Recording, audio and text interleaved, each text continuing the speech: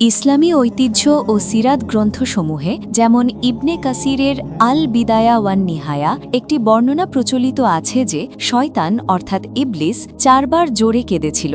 1 যখন আল্লাহ তাকে লানত করেন, 2 যখন তাকে জান্নাত থেকে বিতাড়িত করা হয়, 3 যখন নবী মুহাম্মদ সাল্লাল্লাহু আলাইহি ওয়াসাল্লাম জন্মগ্রহণ করেন, 4 যখন সূরা আল ফাতিহা নাজিল হয়। কেন শয়তান নবীজির জন্মের সময় কাঁদল? শয়তান কাদার কারণ হল সে বুঝতে পারে যে এই শিশু অর্থাৎ হযরত মুহাম্মদ সাল্লাল্লাহু আলাইহি ওয়াসাল্লাম ভবিষ্যতে তার অর্থাৎ শয়তানের সব প্রভাব, প্রতারণা ও মানুষকে পথভ্রষ্ট করার ক্ষমতাকে ধ্বংস করে দেবেন।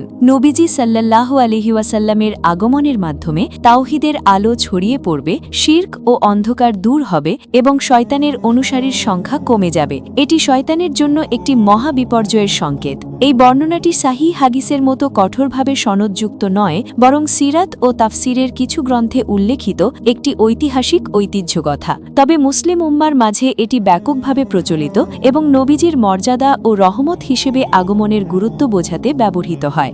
নবী সাল্লাল্লাহু আলাইহি ওয়াসাল্লামের জন্ম সত্যিই বিশ্বের জন্য রহমত। যেমন আল্লাহ বলেন, আমি তোমাকে বিশ্বজগতের জন্য রহমত স্বরূপই প্রেরণ করেছি। সূরা আল আম্বিয়া 107। আল্লাহ তাআলা আমাদের সবাইকে সাল্লাল্লাহু আলাইহি ওয়াসাল্লামের সুন্নাত তরিকায় চলার তৌফিক দান করুন। আমিন।